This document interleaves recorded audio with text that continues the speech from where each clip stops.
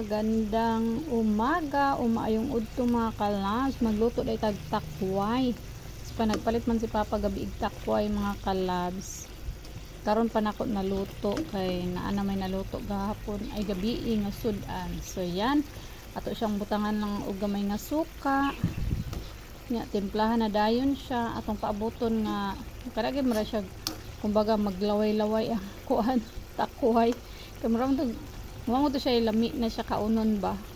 So yan ako sa siyang pabukalan gamay. Itong tilawan mga kalabs. Ayan.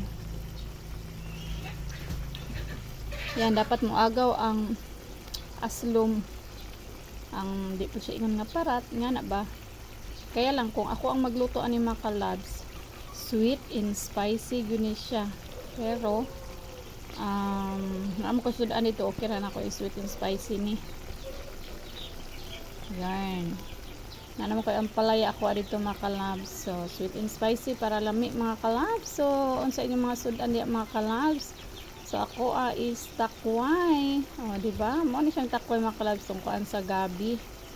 So, yan. Mga unta mga kalabs. Hapit na gid siya maluto. Have a blessed Tuesday everyone. Love, love lang tayo mga kalabs.